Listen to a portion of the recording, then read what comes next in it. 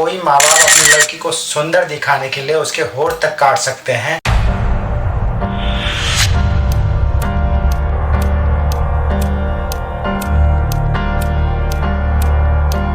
चीरा लगाने से पहले या बाद में उनके निचले जबड़े के 2 या चारों दांत निकालने पड़ते हैं। माताओं और पिताओं को अपने बच्चों को मजबूरी में बेचना ही पड़ता था, नहीं तो वो लोग उठा के ले जाते थे। जो लड़कियां लिप प्लेट ट्रेडिशन फॉलो नहीं करती थी उनकी शादी भी नहीं होती थी।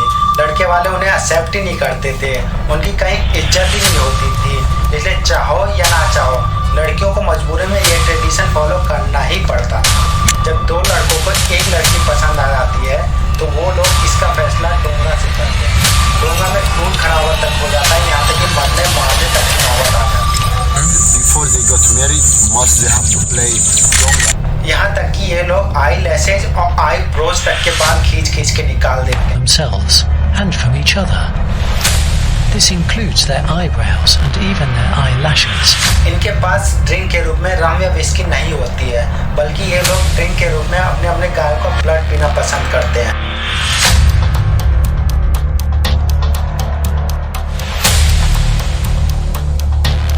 आदमी लोगों को बहुत ज्यादा गुस्सा आ गया, उन्होंने इसे मार दिया और उबालकर खा गए। क्या आप सोच सकते हैं कि कोई माँ बाप अपनी लड़की को सुंदर दिखाने के लिए उसके होठ तक काट सकते हैं और बाद में उस कटे होठों में एक प्लेट डाल दी जाती है और अपनी पूरी जिंदगी उस बेचारी को ऐसी गुजारनी पड़ती है। ऐसी लड़कियां अफ्रीकन कॉन्टिनेंट के इथियोपिया देश से बिलोंग करती हैं, जो कि मागो नेशनल पार्क में निवास करते हैं, जो कि 2162 स्क्वायर किलोमीटर में फैला हुआ है। इस जनजाति को लिप प्लेट ट्राइब भी कहते हैं। जब लड़कियां 15 या 16 वर्ष की होती हैं, यानी अपनी शादी से 3 या 5 महीने पहले, तो इनकी करीबी या इनकी मम्मी इनके निचले होठों में एक चीरा लगा देती हैं। फिर उस कटी हुई जगह पे एक स्टिक डाल दी जाती है और 2-3 हफ्ते के लिए उसे ऐसे ही छोड़ दिया जाता है ताकि घाव भी बढ़ जाए और छेद वाली जगह वैसे की वैसी Platos cada vez de mayor tamaño. Estos pueden llegar a superar los 20 centímetros de diámetro.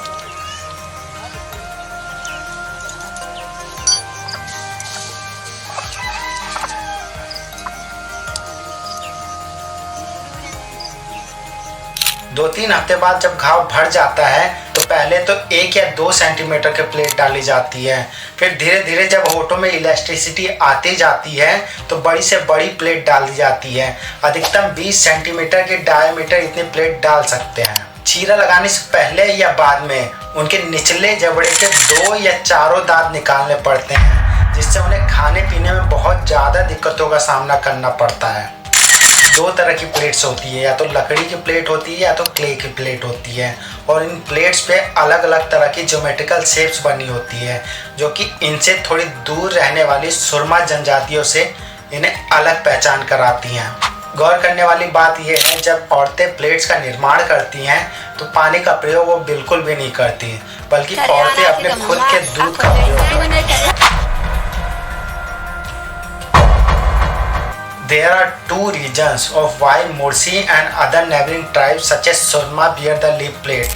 एक मान्यता तो ये है कि जब 1890s के टाइम पे यह प्रथा स्टार्ट हुई थी तो उस टाइम अफ्रीकन कॉन्टिनेंट में स्लेवरी ज़्यादा चलन में थी और स्लेव ट्रेडर्स लड़कियों को खरीदने के लिए आते थे और माताओं और पिताओं को अपनी बच्चियों को मजबूरी में बेचना ही पड़ता था, नहीं तो वो लोग उठा के ले जाते थे। स्लेव ट्रेडर से बचने के लिए माताओं ने अपने बेटियों के निचले होठ में एक चीरा लगाना चालू कर दिया ताकि स्लेव ट्रेडर्स को वो लड़कियां अनअट्रैक्टिव लगें और वो लड़कियों को ना खरीदें। दूसरा कारण यह है कि जैसे जैसे समय आगे बढ़ता चला गया, यही लिप प्लेट ट्रेडिशन इनकी ताकत, इनकी बहादुरी, इनकी फर्टिलिटी और इनकी सुंदरता का प्रतीक बनता चला गया। जो लड़की जितनी बड़ी प्लेट पहनती थी उसे उतना ही ज़्यादा सुंदर माना जाता था और उसके पिता को उतना ही ज़्यादा दहेज दिया जाता था। दहेज के रूप में गायों का प्रयोग किया जाता है। अधिकतम 38 गायों तक तोहफा दिया जाता है। गौर करने वाली बात यह है कि यहाँ पे इंडिया में लड़कों को दहेज दिया जाता है और वहाँ पे लड़कियों के पिता को दहेज दिया जाता है। जो लड़कियाँ लिप प्लेट ट्रेडिशन फॉलो नहीं करती थी उनकी शादी भी नहीं होती थी। लड़के वाले उन्हें एक्सेप्ट ही नहीं करते थे, उनकी कहीं इज्जत ही नहीं होती थी। इसलिए चाहो या ना चाहो लड़कियों को मजबूरी में ये ट्रेडिशन फॉलो करना ही पड़ता था। couple cameras inside her mom's house, and we hear the story. ባሉ ግን እኛ ሙክሲዎቹ በግድ ነው የሚያገባው። ከዛ አባት 38 ካፕቴን ነው መሰረጋ። When you went to school, what did the other students think of your lip plate? ካንሰሮች ይሰራል። People were scared of your lip? አው ወንዶች ይወዳል። ጆሮ ካለ ብዙ ካለ ካንሰር ትልቅ ካለ ወንዶች According to their tradition, a woman must wear a lip plate in presence of Mursi man or while serving her husband as a sign of respect.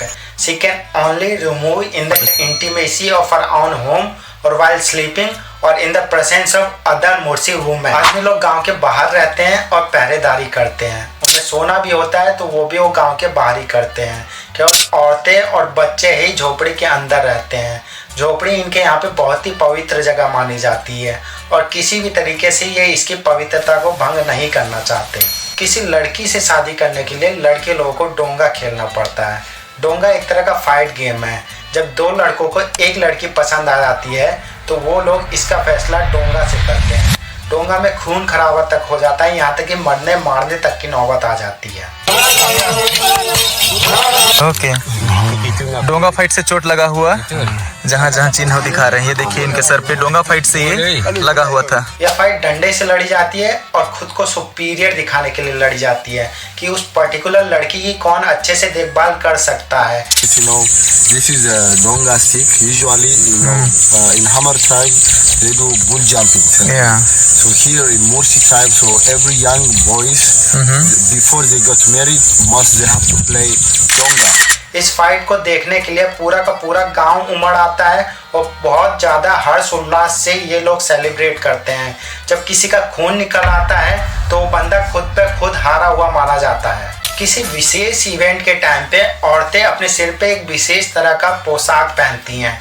इसमें जंगली सूअर के दांत भी लगे होते हैं। मुर्सी औरतें इंडियन औरतों की तरह बाल लंबे लंबे नहीं रखती हैं, बल्कि ये लोग बाल छोटे छोटे रखते हैं। इनका मानना होता है कि बाल कुदरत की दी हुई चीज़ नहीं है, हमें इसे नहीं रखना चाहिए और इस सिर पे अलग अलग तरह के पैटर्न बना लेते हैं। यहाँ तक कि ये लोग आई लैसेज और आई ब्रोज तक के बाल खींच खींच के निकाल देते हैं। इससे लड़कियों के बीच में फ्रेंडशिप अच्छी बनी रहती है और बॉन्डिंग भी बनी रहती है। Themselves and from each other. This includes their eyebrows and even their eyelashes.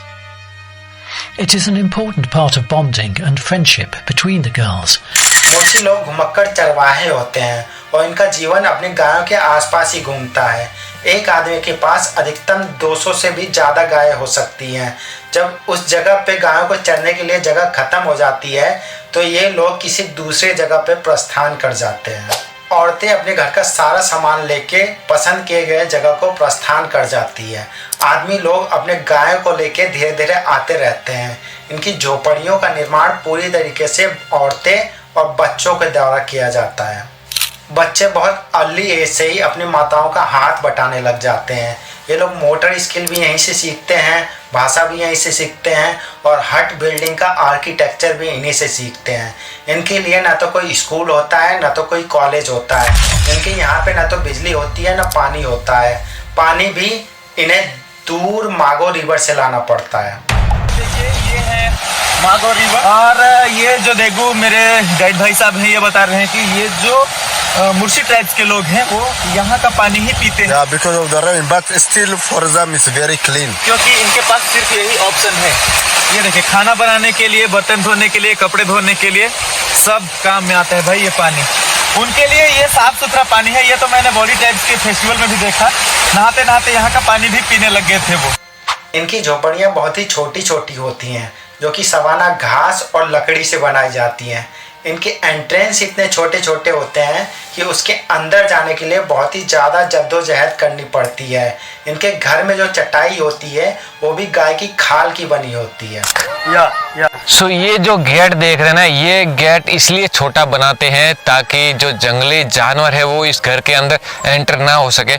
इस नेशनल पार्क में आपको शेर और हाथी देखने को मिल जाते हैं। बिछाने के लिए देखो गाय की चमड़ी है जिस पे ये लोग बिछा करके सो जाते हैं। यहाँ पे अभी कोई तकिया या कह सकते हैं कि कोई चीज़ ऐसी नहीं है जो अपने ऐसो आराम के लिए यूज़ करते हैं, ऐसी नहीं है। सिर्फ एक पतली सी चटाई जैसा होता है उसमें उसके ऊपर ही सो जाते हैं।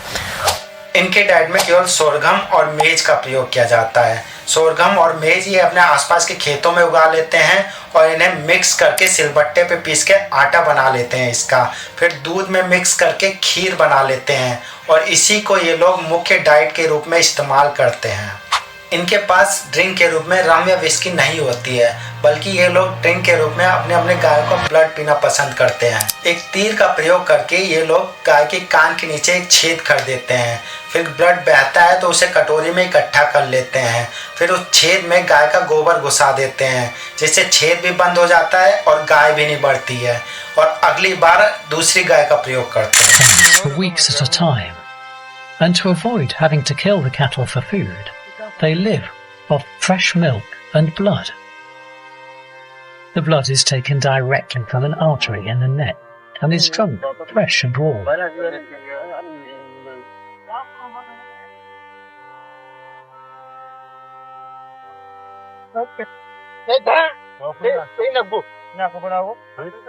Body scarring on the Morse women उनकी स्ट्रेंथ और ब्यूटी का प्रतीक है।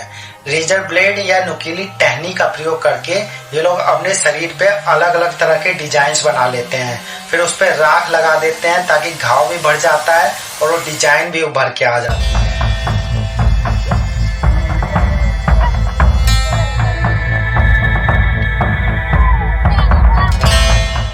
सन प्रोटेक्शन और कीड़ों से बचने के लिए ये लोग अपने शरीर पे पेंटिंग तक करवा लेते हैं। गाय को चराते टाइम ये लोग अपने शरीर पे गाय का गोबर तक लगा लेते हैं ताकि धूप से बचा जा सके। बहुत से लोग सोचते हैं कि ये लोग बहुत ही ज़्यादा डेंजरस ट्राइब्स हैं, but they are not as dangerous as North Sentinels of Andaman, बल्कि ये लोग बहुत ही ज़्यादा मिलनसार लोग हैं। जो भी टूरिस्ट इनके यहाँ पे जाते हैं घूमने के लिए, ये लोग अच्छे से बातचीत करते हैं और अच्छे से मिलते हैं। These guys are cool and they've got a lot of cool practices. 2007 के टाइम पे इनके यहाँ पे एक घटना हुई थी। एक टूरिस्ट आया और इनकी लिप प्लेट ट्रेडिशन के बारे में उसने भला बुरा कह दिया। आर्मी लोगों को बहुत ज़्यादा गुस्सा आ गया, उन्होंने इसे मार दिया और उबाल कर खा गए। मगर ये काम इन्होंने मजबूरी में किया था। अब कोई भी किसी औरत को भला बुरा कहेगा तो उनको तो गुस्सा आएगा ही। तब से लेकर अब तक इनकी बस्ती में जाने के लिए एक गनमैन की आवश्यकता जरूर होती है। इनके पास AK-47 तक होती है, जो कि ये लोग साउथ सूडान या केन्या बॉर्डर से इंपोर्ट करते हैं और 5 गायों के बदले में 1 गन मिलती है, जो कि ये लोग अपनी गायों के प्रोटेक्शन के लिए रखते हैं। Body scarring and decoration, lip plate tradition and stick fighting are all parts of Mursi tribe culture, बल्कि इनका कल्चर पूरी दुनिया की कल्चर से बहुत ही ज़्यादा डिफरेंट है। लिप प्लेट ट्रेडिशन अब धीरे धीरे खत्म होता जा रहा है। बढ़ते इन्फेक्शन और खाने पीने में आ रही दिक्कतों के कारण इथियोपिया की गवर्नमेंट ने इस पर पूरी तरीके से बैन लगाने की ठान ली है। बहुत सारी लड़कियां भी अब इस ट्रेडिशन को फॉलो नहीं करना चाहती हैं, क्योंकि लिप प्लेट लगाने के लिए इनके आगे के 2 या 4 दांत निकालने पड़ते हैं, जिससे इन्हें खाने पीने में बहुत ज़्यादा दिक्कत होती है और इनकी शक्ल भी बहुत ज़्यादा भद्दी लगती है। ये लोग अब केवल बॉडी स्कारिंग और कानों में बड़े बड़ी प्लेट्स लगा के घूमना ज़्यादा पसंद करती हैं।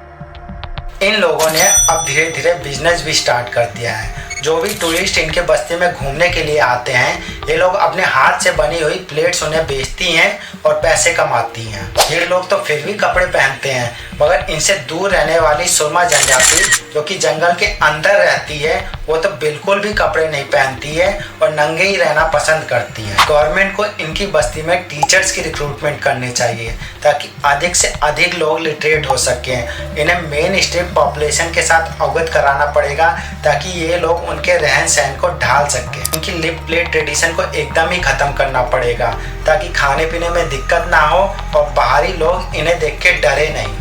मेरी पहली वीडियो है, अगर आप लोगों को ये वीडियो अच्छी लगी हो तो इसे एक लाइक कर देना और चैनल को सब्सक्राइब भी कर लेना। Thank you.